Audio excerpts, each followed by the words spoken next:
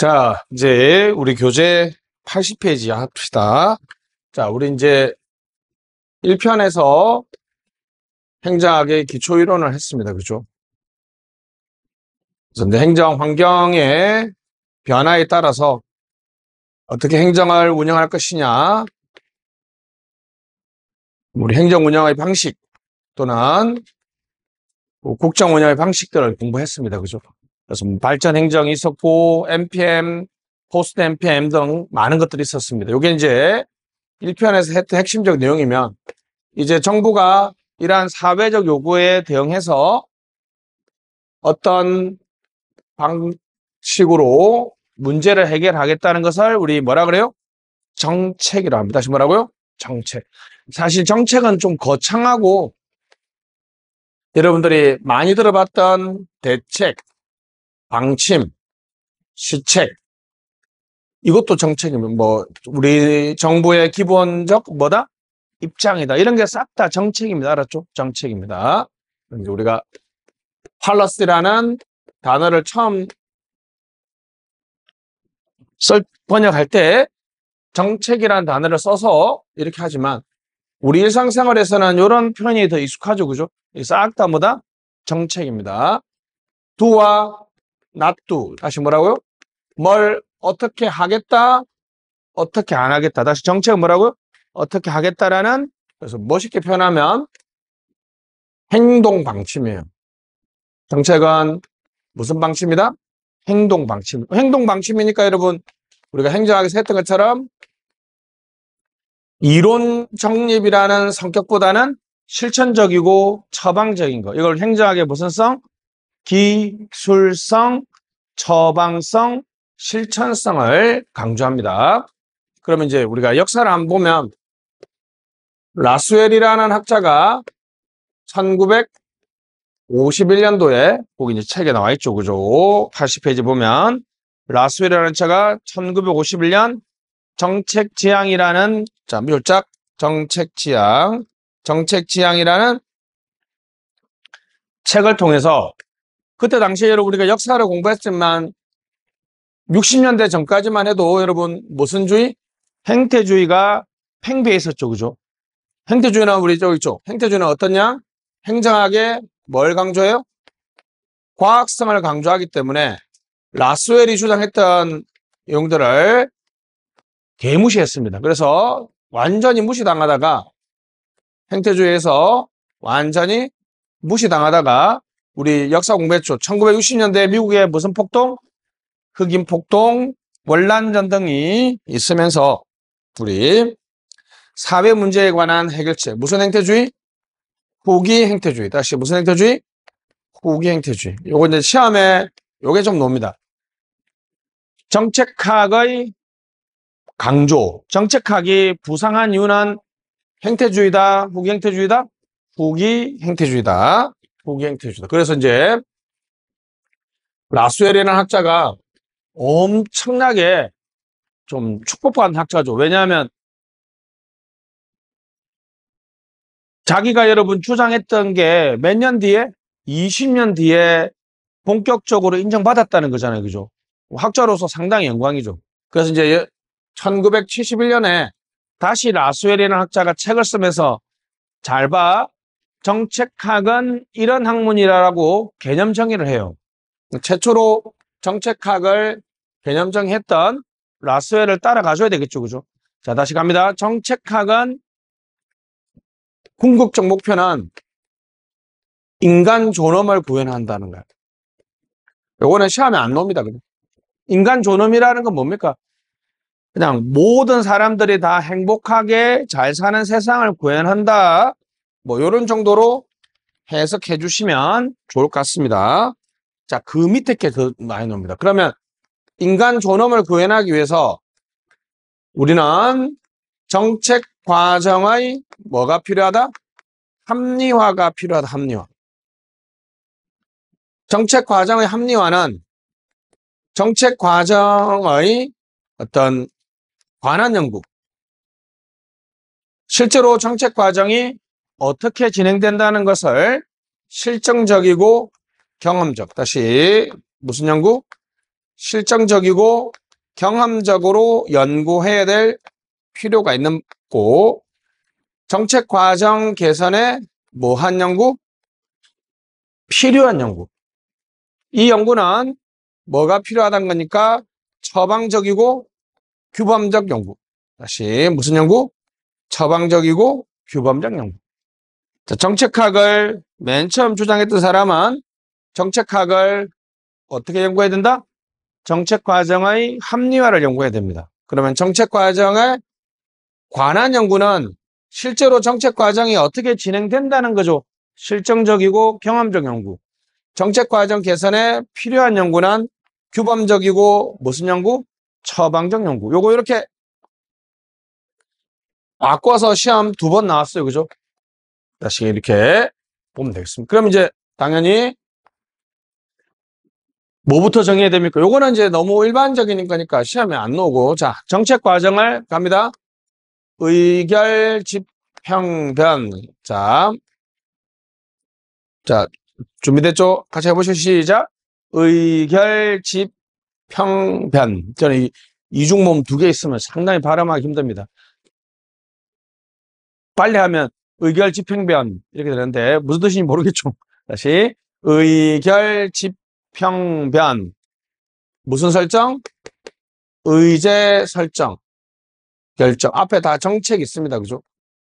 그래서 정책, 의제 설정, 정책 결정, 정책 집행, 정책 평가, 정책 변동. 자, 다시 왜 정책학은 이렇게 정책 과정론으로 공부할까요? 정책학을 맨 처음에 주장했던 누가? 라수엘이 뭘 연구하자고 주장했죠? 정책 과정의 합리화를 주장했죠. 그죠? 그렇기 때문에 정책 과정을 먼저 나눠주고, 정책 과정의 합리화라는 것은 실제로 정책 과정이 어떻게 진행되고 있다는 무슨 연구? 경험적이고 실정적 연구와 정책 과정 개선에 필요한 규범적, 처방적 연구를 하면 정책 과정에 뭐가 된다? 합리화가 된다는 겁니다. 이게 이제 정책학 연구고, 라수엘이라는 학자는 정책학의 특징, 요게 시험에 또 나오는데, 갑니다. 문맥 연구. 시작. 문맥 연구. 다시 뭐라고? 문맥을 연구한다. 다시 뭐라고? 문맥 연구. 문제 지향입니다. 반대로 이론 지향이죠. 자, 행태주의는 무슨 지향성? 행정학의 과학성을 강조했으니까 이론 정립에 관심을 가졌지만, 자, 우리가 후행태주의 다시 한번 해볼까요, 여러분? 크레도 오버 기억나요? 후행태주의? 후행태주의는 뭘 지향해야 된다? 그 사회가 가장 지금 급박하고 적실하고 적합한 연구해야 된다 그랬죠. 자, 다시 무슨 지향성? 문제 지향성. 이론 정립이 아니라 이 사회에서 가장 시급하고 중요하고 국민들이 고통받는 문제를 해결해야 된다. 무슨 지향성? 문제 지향성. 문제 지향성. 자, 맥락성하고 이게 이제 다 학문 범학문 잡읍시다. 이게 맥락적이란 말은 종합적이라는 말하고 비슷한데 상황 고려. 자, 해볼게요, 여러분. 자, 우리나라에서 여러분 지금 여러분들이 이제 오늘 여러분들 수업 마치면 20분 있다가 오늘 이제 인천시 면접 마지막 모의 면접 하는 날인데, 뭐 모든 지방직이나 국가직이나 면접의 3번째 질문은 뭐겠어요? 뭐 자기소개 한번 해보세요 이렇게 하고, 뭐 왜 공무원이 되려고 이렇게 한 뻔한 거 물어보겠죠. 그 다음에 딱 보는 뭐요? 지는 인천시 공무원 되고 싶지? 그럼 바로 물어보겠어요. 뭐요? 혹시 지원자가 공무원이 되면 어떤 정책이나 사업 해보고 싶으세요?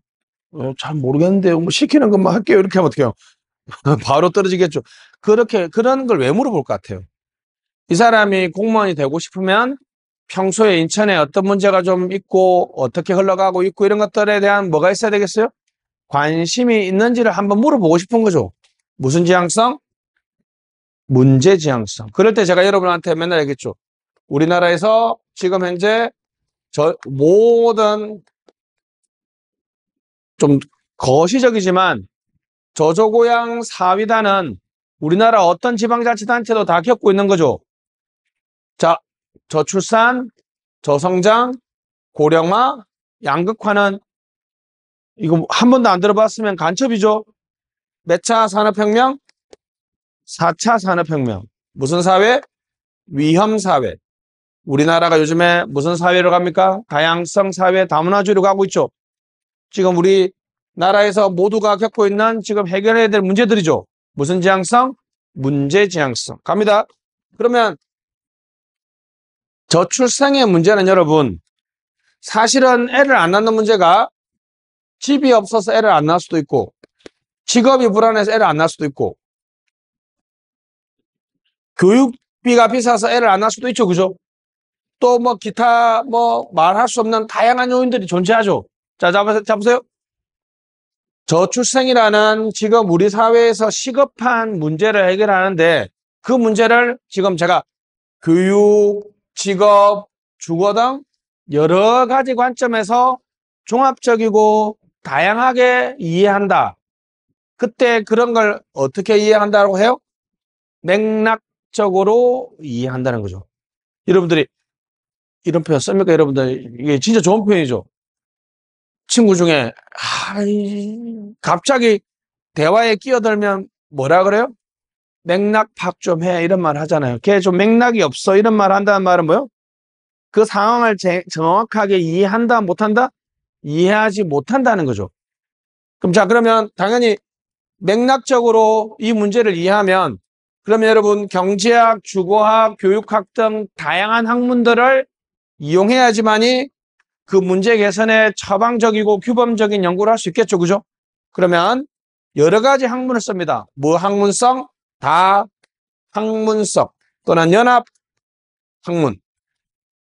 여러분들이 좀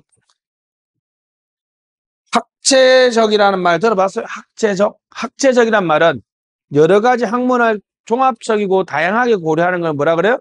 학제적이라고 그러거든. 자, 다시 다학문, 연합학문, 학제적 연구. 다시 뭐라고? 다학문, 연합학문, 학제. 왜? 문제를 어떻게 이해해야 되니까? 맥락적으로 이해해야 되니까. 그러면 무슨 연구? 규범적이고 처방적인 연구 한다 그죠? 자, 갑니다. 문맥 연구 시작. 문맥 연구 이렇게 되어 있습니다. 그죠? 그래서 여기까지가 정책학 인트로덕션입니다. 뭐 아주 쉬운 내용이니까 간단하게 한번 확인해 볼게요.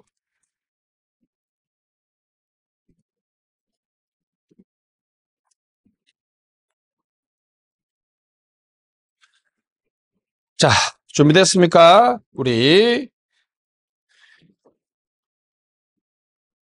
갑니다. 자, 교재 80페이지입니다. 80페이지. 자, 그래서 아까 잠깐 동그라미 쳤던 게 보니까 51년 라스웰 체크 쓰시고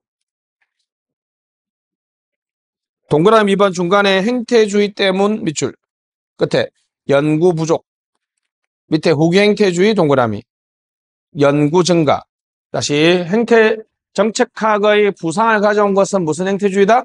후기 행태주의다. 이런 되겠고요. 4번 정책 동그라미 바람직한 사회 상태까지만 동그라미 치시고 정책 목표 동그라미 요거 두 개 같은 말이에요. 정책 목표는 뭐다? 바람직한 사회 상태죠. 출생 정책의 목표가 뭡니까? 뭐 30만 명 태어난다. 학회 출산율이 1.0이 넘는다. 이런 거죠. 그죠? 바람직한 사회 상태. 자, 정책 수단 동그라미. 정부 기관 기본 방침. 다시 정책 목표와 정책 수단에 대한 권위 있는 정부의 기본 방침을 뭐라 그런다? 정책입니다.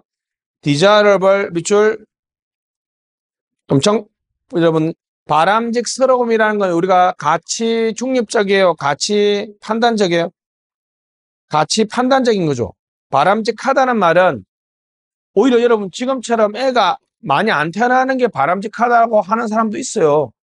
가치 판단이죠. 그죠? 밑에다 규범적, 처방적 동그라미.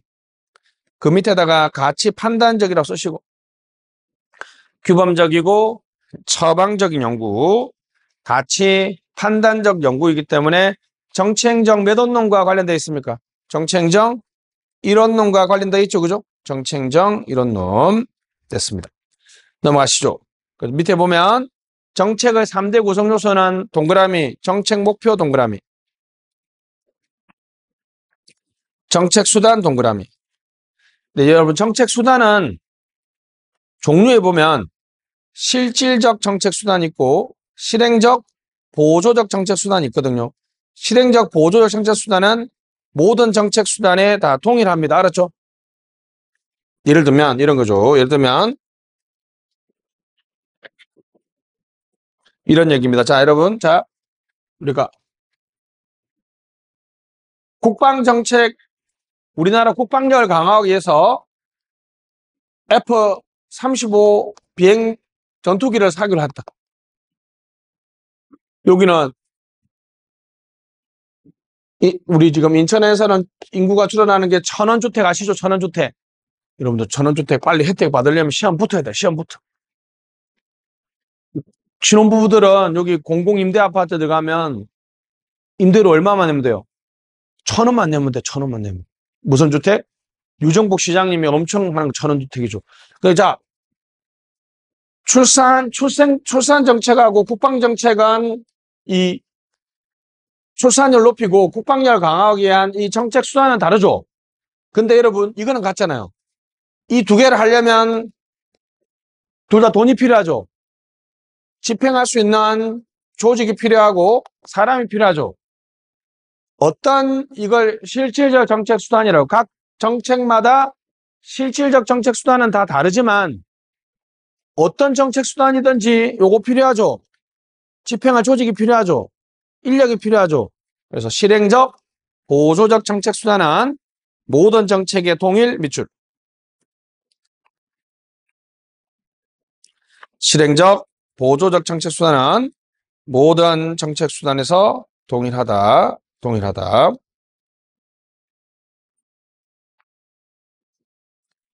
됐습니다. 대상 집단은 편익 집단, 비용 집단. 우리가 이제 재큐일산 할 때 했죠. 그죠? 편익 집단하고 비용 집단이 쓰는데 가장 문제가 심각한 건 뭐라 그랬어요? 편익은 소수, 비용은 다수는 무슨 정치? 고객 정치라 그랬죠. 반대로 편익은 다수고 비용은 소수면 기업가적 정치라고 했습니다. 넘어가시죠. 자, 다음 문제지향성의 문자 동그라미. 문제지향성, 맥락성, 연합학문성, 규범성이 있습니다. 그냥 외웁시다. 문맥연구. 시작. 문맥연구. 넘어가시죠. 밑에 동그라미에서 한 번에 연합학문 동그라미, 다학문 동그라미, 범학문 동그라미, 학제적 동그라미. 여러분들 상식적으로 보면 이게 다 같은 뜻인지 아시겠죠? 그래서 여러 가지 단어로 놓습니다. 4번 가시죠. 라수엘은 정책학의 패러다임. 자, 맨 끝에 정책학의 최종 목표는 무슨 존엄? 인간 존엄을 구현하기 위해서 옆에 무슨 과정의 합리화? 정책 과정의 합리화가 필요하죠. 그죠? 정책 과정의 합리화가 필요하고 정책 과정의 합리화는 정책 과정에 관한 동그라미, 정책 과정에 관한 연구, 밑에 경험적, 실정적 연구, 밑에 필요한 연구는 무슨 연구다? 규범적이고 처방적 연구. 무슨 연구? 규범적이고 처방적 연구는 무슨 연구다? 필요한 연구입니다. 필요한 연구. 규범적이고 처방적 연구는 필요한 연구가 되겠습니다. 바꿔서 가끔 놓으니까 조금 기억 좀 해주시고. 그럼 밑에 보면 이제 정책 과정을 분류해놨죠. 그죠? 의결, 집행변. 시작. 의결, 집행변입니다. 됐습니다. 자, 의제 설정 위에다가 사회 문제 화살표 정부 의제라고 써보세요. 자, 의제 설정은 사회 문제가 정부 의제화되는 과정입니다. 다시 뭐라고요? 의제 설정은 4회 문제가 뭐 되는 과정? 정부 의제가 되는 과정. 4회 문제가 정부 의제가 되는 과정을 말합니다. 그래서 이렇게 간단하게 쓰면 되겠죠. 그죠? 의제 설정 뭐라고요? 4회 문제가 무슨 의제? 정부 의제로 되는 일련의 과정을 말합니다. 그러니까 모든 사회 문제가 다 정부 의제가 되는 거 아니에요. 그죠? 그러면 이제 어떤 과정을 통해서 정부 의제가 되고 그 결정하는 게 뭔지에 대한 연구를 해야 되고요. 결정은 목표를 설정하고 대안을 선택하는 거죠. 쉽게 말하면 결정은 뭘 선택하는 거다? 대안을 선택하는 거. 정책 대안, 뭐 정책 수단이라고 해도 됩니다. 그죠? 정책 대안이나 정책 수단을 선택하는 거죠. 결정은 그래서 합리적 결정, 가장 바람직한 결정은 뭐라고요? 합리적 결정이죠. 합리적 결정을 위해서 뭐가 필요한지를 연구하는 거죠. 집행은 결정된 정책을 판단으로 뭐 하는 거? 실행하는 거죠. 그래서 이제 여기는 합리적 결정이 됐다면 어떻게 집행되는 게 좋다? 성공적 집행이 되는 게 좋죠. 그죠? 이거는 이제 모든 사회 문제가 뭐 되는 게 좋다? 정부 의제화 되는 게 좋겠죠. 결정은 합리적 결정이 좋고 평가는 여러분, 평가는 아주 중요합니다. 무슨 관계? 인과관계. 시작. 평가는 뭐라고요? 인과관계. 다시 평가는 무슨 관계? 인과관계입니다. 기존의 도로는 옛날에 우리가 시골에 가보면 옛날에는 기술력이 없거나 뭐 돈이 없어가지고 산이 있으면 산을 피해서 가니까 도로가 쭉 돌아갔죠. 그죠? 여기는 도로를 요번에 기술력도 도와주고 돈도 많으니까 터널을 뻥 뚫어서 이렇게 새로 빨간색 도로를 만들었어요. 그럼 이제 과거에는 3시간 걸리던 게 1시간으로 줄어들었고 1년에 사망사고 30명이 줄어들었습니다. 그러면 우리가 자 보세요. 이 도로 건설이라는 우리 정책 X라고 할게요. 보통 우리가 임의의 변수를 보통 뭐라 그래요? X라고 하죠. 그죠? 때문에 요 사회 상태가 바뀌는 것처럼 보이죠? 그럼 이게 무슨 관계? 인과 관계가 있는 것처럼 보이잖아요. 그죠? 근데 사실 이것도 맞을 수 있지만 해필이면 요 도로가 완공되고 나서 코로나가 확 터졌단 말이에요. 코로나가 터지면 사람들이 차를 가지고 밖으로 나가요, 안 나가요? 안 날아가잖아요. 그러면 이 코로나가 도로 자체에도 영향을 주지만 도로 상태에 영향을 주지만 요 시간이나 사망 사고를 줄이는 데도 영향을 주는 거죠. 그러니까 X와 Y 이 정책은 사실 하나의 가설이잖아요. 그죠? 이런 거잖아요. 도로를 건설하면 천원주택을 하면 출생률이 올라갈 거라고 가정하고 하는 거죠. 그죠? 그러니까 X와 Y 사이에 정책과 정책 효과 사이에 무슨 관계를 검증해야 된다? 인과관계를 검증하는 것은 바로 정책 평가입니다. 무슨 관계 검증? 인과관계를 검증하는 것. 변동은 여러분들 이제 크게 4개인데 자 봅시다. 안 하던 걸 하는 걸 우리가 혁신이라고 그래. 맞죠? 안 하던 걸 하는 거. 정책 혁신. 우리 이제 조금 옛날 건데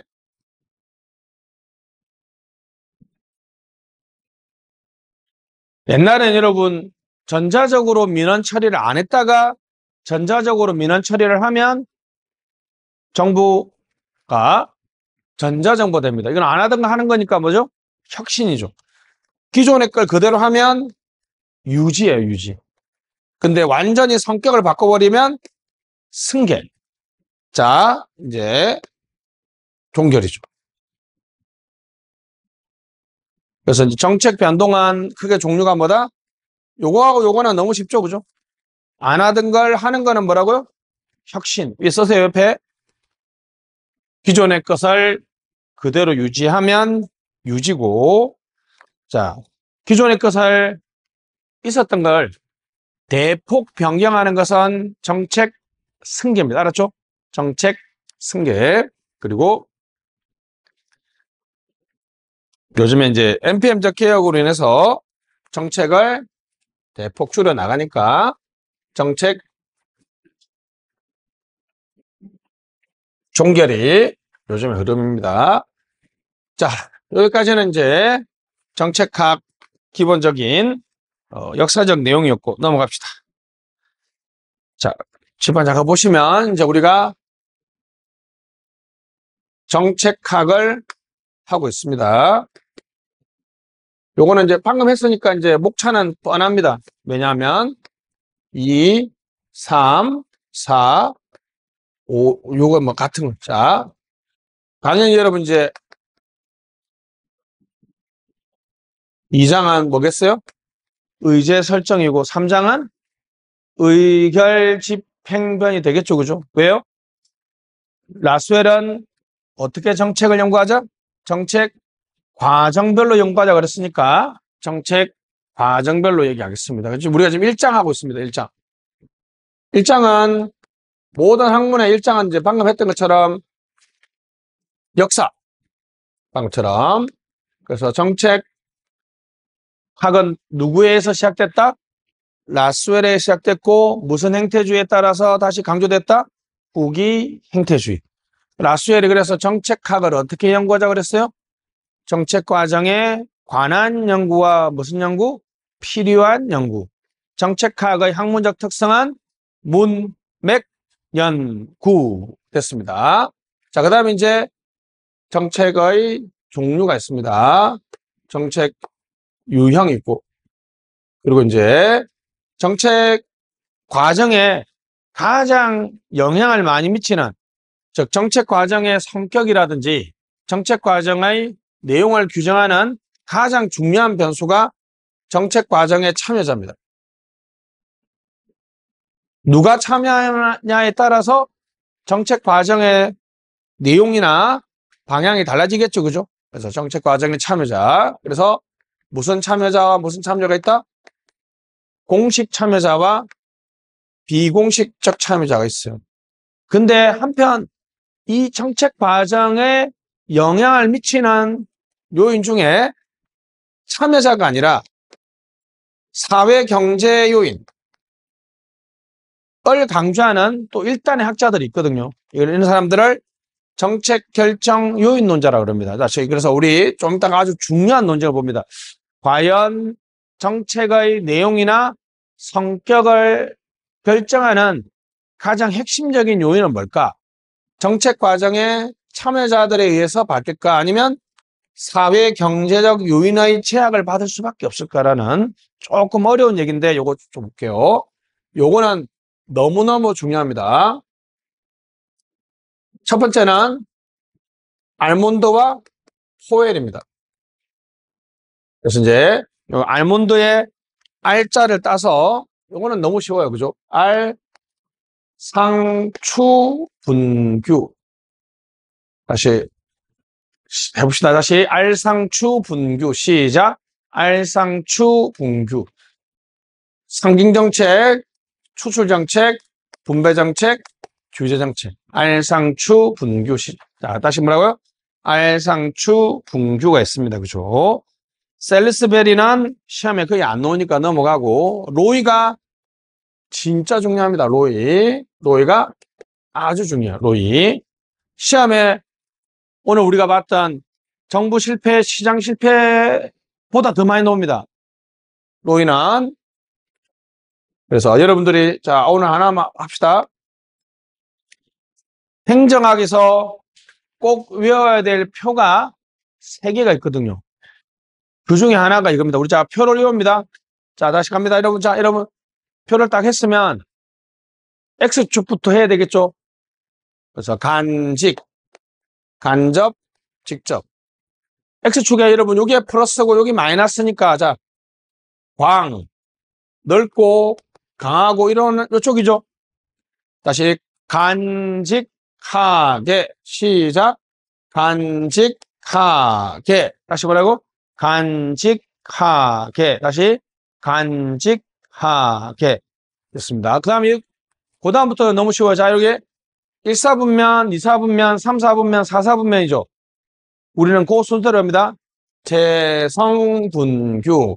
다시 시작. 재성분규. 다시 간직하게 재성분규. 다시 시작. 간직하게 재성분규 됐습니다. 어떤 여러분한테 간접적으로 영향을 줄 수도 있고 직접적으로 영향을 줄 수 있어요. 다시 뭐라고요? 간접적으로 영향을 줄 수도 있고 직접적으로 영향을 줄 수도 있습니다. 근데 여러분의 환경에 영향을 줄 수도 있고요. 개인의 행동에 영향을 줄 수 있습니다. 이쪽을 우리가 재분배라고 하고요. 구성정책이라고 하고 배분정책이라고 하고 규제정책이라고 합니다. 다시 갑니다. 얘가 엄청 많이 나오고 특징도 엄청 많이 나옵니다. 갑니다. 간직하게 재성분규. 다시 간직하게 재성분규. 얘는 조금 이따 보면 되는데 요 로이 분류의 좋은 점은 정책의 독립변수. 정책이 뭐가 된다? 독립변수가 됩니다. 그 말은 과거에는 소수의 엘리트들이 정책을 다 결정한다는 엘리트론과 이익집단 간의 갈등과 타협의 결과로서 정책이라고 설명하는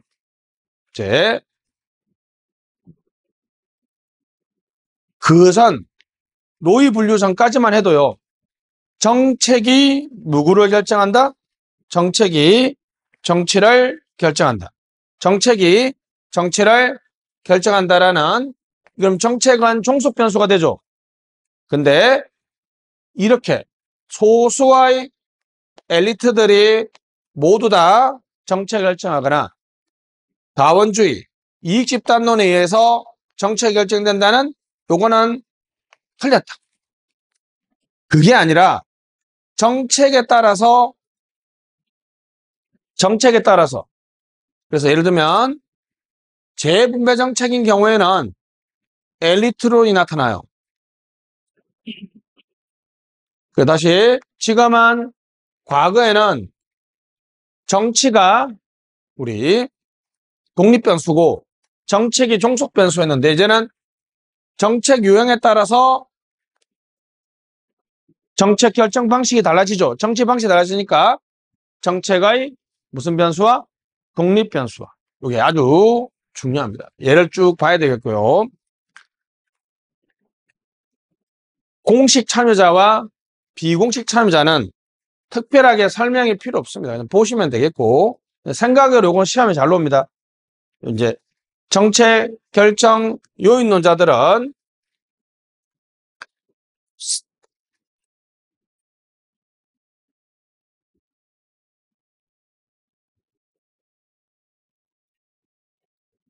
자 예를 들면 거시적으로는 맞긴 한데 또 미시적으로는 틀려요. 예를 들면 자 이렇게 해보겠습니다. 윤석열 대통령에서 이재명 대통령으로 우리 대통령이 바뀌었죠. 그럼 여러분들이 뭐 정책이 좀 바뀐다고 생각해요? 라고 생각하면 여러분들은 정치 요인을 강조하는 사람들이죠.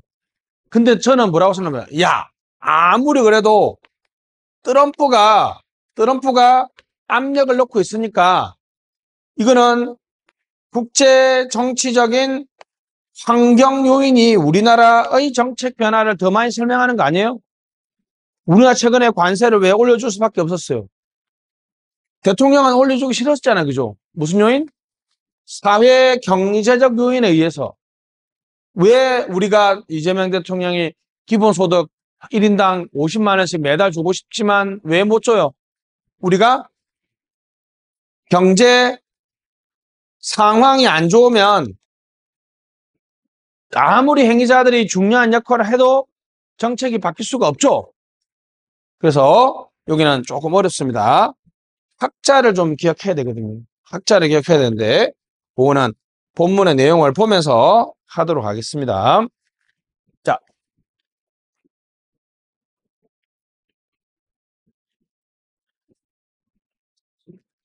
자꾸 이게 꺼집니다. 그죠? 큰일 났습니다. 다시 해야 됩니다. 자, 우리 교재 82페이지 잠깐 보시면 자, 갑니다. 다양한 정책 유형 알몬드와 포엘 찾았죠? R자 동그라미 치시고 상징 정책의 상, 체제의 정당성, 신뢰성, 국경일, 축제, 국기, 동상, 스포츠 행사, 특정 인물 영웅화 맞죠? 무슨 정책? 상징 정책입니다. 추출 정책은 동원 정책입니다. 징병, 징세, 토지 수용, 기부금. 이해했죠? 무슨 말인지? 배분 정책은 재화 서비스 나눠준다. 도로, 항만, 철도, 공원. 뭐 연구단지 써보시고 연구단지 그런 것들이 전형적인 재화와 서비스를 나눠준다는 거죠. 규제 정책은 제가 아까 했죠. 규제는 뭐라고요? 무슨 제한? 권리 제한 무슨 부가? 의무 부가죠. 권리 제한 의무 부가. 셀리스베리는 안 나오니까 넘어가시고 로이. 자, 정책이 정치를 결정한다. 팔러시 디터민 팔러틱스니까 요때 독립 변수가 정치예요, 정책이에요? 정책이 독립 변수죠. 정책의 독립 변수와 별표. 엘리트론과 다원주의의 상황론적인 통합. 엘리트론과 다원주의의 상황론적인 통합을 강조합니다. 그죠? 자, 간접의 간자 동그라미, 직접의 직자 동그라미, 환경의 환자 동그라미, 개인의 개자 동그라미. 개인 행동입니다. 자, 재분배 정책, 제자 동그라미, 구성 정책의 성자 동그라미, 분배 정책의 분자 동그라미, 규정책의 규자 동그라미. 다시 간직하게 재성분규, 간직하게 재성분규입니다. 자, 밑에 펴봅시다. 재분배 정책입니다. 제목 밑에다가 직접 더하기 환경 쓰시고 재분배 정책은 직접적으로 열어주지만 여러분의 환경을 바꿔주는 거죠. 밑에 구성정책까지 같이 미리 써버립시다. 구성정책은 간접 더하기 환경이죠. 이렇게 이제 암기해도 되는데 여러분 제가 가장 쉽게 요거 찾을 수 있는 방법을 한번 말씀드려 볼게요, 여러분. 요게 가장 쉬워요. 찾기 잡읍시다. 자, 여러분, 요게 가장 찾기 쉽습니다. 왜냐하면, 자, 여러분, 2021년 마스크 의무화 됐죠? 우리가 모두 다 마스크 써야 되니까 간접적이에요? 직접적이에요? 직접적이죠. 직접적이죠. 근데 여러분, 백신은 끝내 안 맞은 사람도 있죠. 그죠? 백신은 간접적이었어요? 직접적이었어요?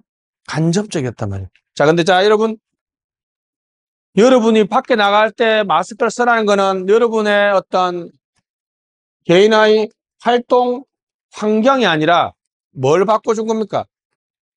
행동을 바꾸는 거예요. 행동은. 마스크 의무화. 여러분한테 딱 봐도 뭐요? 규제죠. 자, 정반대는 여러분이 가장 바로 느끼는 거는 무슨 정책? 규제 정책이죠.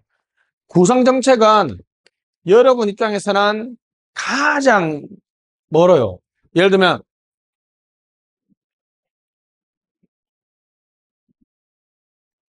질병관리본부가 여러분 질병관리청이 됐죠.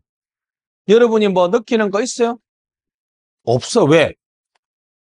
우리나라 보건의료의 환경을 바꿔준 거죠. 그는 여러분한테 뭐 직접적으로 뭐 영향 준 거 전혀 없죠. 그리고 직접적이에요? 간접적이에요?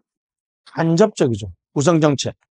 근데 재분배 정책은 개인의 환경인데 바로 영향을 줍니다. 예를 들면 대학생 지원 정책이다. 대학생 지원 정책은 청년 지원 정책입니다. 그러니까 우리가 대학생이나 청년이 우리나라에서 사회적 약자라고 했을 때 그 청년의 이 지원 조건에 해당하는 사람한테는 바로 적용돼 버리죠. 이런 대학생 청년 지원 정책은 마스크 의무화와 같이 여러분 행동에 바로 영향을 주지만 여러분들의 행동에 개인 행동이 아니라 환경을 바꿔주는 거죠. 청년의 창업 지원 이렇게 하면 요거는 마스크 의무화하고는 조금 느낌이 다르죠. 됐습니다. 배분 정책은 여러분의 행동에 영향을 주는데 직접적인 것이 아니라 간접적이죠. 예를 들면 자, 지하철이 있었는데 다시 서울로 갈 수 있는 광역버스가 하나 더 만들어졌어요. 그럼 여러분은 이걸 탈 수가 있잖아요. 그죠? 개인 행동인데 이것도 탈 수 있고 이것도 탈 수 있잖아. 마스크 의무화는 무조건 해야 되죠. 무조건 해야 되니까 직접적인데 요런 거 몇 개 더 만들었으니까 당신이 타고 싶으면 타라 이렇게 얘기한다는 거예요. 그래서 다시 간접적이라는 거, 간접적인 거 됐습니다. 그래서 자 갑니다. 재분배 정책입니다. 소득 이전 밑줄. 가진 계급과 가지지 못한 계급 사이의 정책, 클래스 팔러시 발표. 계급 정책. 이제 소득 이전하면 뺏기는 쪽은 지는 거고 더 많이 가지는 쪽은 이기는 거죠. 위너와 루저가 있죠. 위너, 루저를 더하면 제로가 되죠. 제로 썸. 더해서 뭐가 된다? 제로가 된다. 윈, 루저 게임, 제로섬 게임, 네거티브 게임. 동원에서 한번 정상연합의 엘리트 발표. 재분배 정책인 경우에는 정상연합의 엘리트들이 정책을 결정한다 그래서 엘리트론이 타당합니다. 엘리트론이 타당하죠. 정상연합은 안정적 동그라미, 안정적이다. 상당히 안정적이다. 안정적 체계다. 5번이 아주 시험에 많이 나옵니다. 노령연금, 기초연금, 영세민 임대주택, 공공근로사업, 누진세. 누진세는 여러분 세금 부과 방식이고 우리나라에서 누진세가 부과된 세금이 종합소득세 알았죠? 종합소득세로 놉니다. 실직자 직업훈련, 연방은행의 신용통제. 요건 다 암기해야 됩니다. 이 시험에 가장 많이 나옵니다. 사회적 약자를 위한 소득 재분배 정책은 전부 다 이런 것들이고 구성정책입니다. 국가의 구성과 운영 밑줄. 국가의 구성과 운영. 국가의 구성과 운영이니까 여러분 동그라미 2번. 대외적 가치 배분에 큰 영향이 없어요. 알았죠? 이런 거죠. 질병관리본부가 질병관리청이 된다고 해서 여러분에게 큰 영향 없죠? 어차피 해주는 거 똑같이 하잖아요. 그죠? 됐습니다. 선거 같은 것들은 이제 정당에 영향을 좀 있죠. 그죠? 됐습니다. 정부 조직 개편, 선거구, 공무원연금 됐습니다. 72년도에 추가돼서 이거 입헌 정책 발표. 느낌 있죠? 헌법을 실질적으로 구현하는 정책이다. 무슨 정책? 입헌 정책이라고 합니다. 자, 갑니다. 밑에 배분 정책, 분배 정책입니다. 됐죠? 됐습니다. 그래서 간접적 쓰시고 자기 개인 행동 쓰세요. 간접적이면서도 개인 행동에 영향을 주는 거. 간접적이면서 개인의 행동입니다. 밑에 규제정책은 직접 더하기 개인 행동이죠. 직접 더하기 개인 행동은 규제정책이 되겠습니다. 자, 배분정책. 재화 서비스 나눠준다. 동그라미 1번. 중요합니다. 상호불간섭 발표. 상호불간섭. 그래서 엘리트론하고 다운주의가 모두 타당하지 않습니다. 자, 다시 동그라미 2번. 상호불간섭 아주 중요해요. 그래서 동그라미 A. 배분 정책은 복잡한 상호작용 없이 개별화된 의사결정이 이루어지기 때문에 정책의 분할과 세분화가 쉽습니다. 옆에다가 지역적, 분산적 결정 쓰세요. 지역적, 분산적 결정. 지역적으로, 분산적으로 결정됩니다. 예를 들면 우리나라의 도로 예산은 그냥 전국의 자치단체들한테 국내에 도로 예산 얼마 필요한지 쑥 공문 보내겠죠. 그럼 이제 답장 주겠죠. 그걸 싹 다 모으면 우리나라의 도로, 즉 무슨 정책이 돼요? 배분 정책 예산이 되는 거예요. 배분 정책. 그래서 개별화된 의사결정을 합친 것뿐이죠. 그러니까 어떤 동네에 도로 정책 많이 하고 안 해도 여러분은 크게 뭐가 없어요? 불만이 없어요. 불만이 없어. 불만이 없다고. 그래서 상호 무슨 간섭? 불간섭입니다. 다시 무슨 간섭? 상호 불간섭이 나타납니다. 때로는 동그라미 3번. 배분 정책의 비용 부담자는 자신이 누구를 위해서 얼마나 비용 부담하는지 인지하지 못해요. 그죠? 이건 무슨 말이냐면 여러분 자 뭐 요즘에 고양시에 파주 운정까지 GTX가 건설됐다 그러잖아요. 그죠? 그래서 엄청 서울역까지 뭐 20분 만에 간다 그러는데 그 돈 누가 내서 부담했어요? 우리나라 국민 모두가 세금 내서 한 거 아니에요. 그죠? 여러분이 그런데 크게 관심 있다 없다? 관심이 없습니다. 왜냐하면 오히려 반대로 나타나는 경우도 많아요. 왜냐하면 자 도로, 다리, 공원이 있습니다. 자, 전부 다 배분 정책이죠. 어떤 동네에 여러분 공원 많이 만들어지면 여러분이 뭐 반대할 이유가 딱히 없잖아요. 그죠? 자, 그러면 여기는 100명, 120명, 80명 합시다. 우리나라 국회의원이 300명인데 각각 이렇게 지지하고 있습니다. 그럼 이게 통과되려면 여러분 150명이 필요하죠. 단순 다수로 투표하면 도로도 통과 안 되고 다리도 통과 안 되고 공원도 통과 안 돼야 되잖아요. 그죠? 근데 어떻게 한다 그랬어요? 요 A당 대표가 B당 대표한테 전화 걸어서 뭐라 그래요? 우리들이 당신들 다리 투표할 때 찬성해 줄 테니까 너희들도 도로 투표할 때 찬성해 달라는 거예요. 표를 뭐 해요? 거래하죠. 이런 걸 미국에서는 아주 힘이 드는 로그, 통나무가 있는데 그걸 같이 굴린다는 거야. 우리 뭐라 그래요? 로그롤링이라 로그롤링. 아, 배분 정책은 어떻게 결정된다? 포크배럴, 로그롤링. 다리를 잡으세요. 다리를 찬성하는 요 120명은 이 도로가 좋은지 안 좋은지 관심 있어 없어요? 관심 없죠. 오로지 나는 뭘 통과시키기 위해서?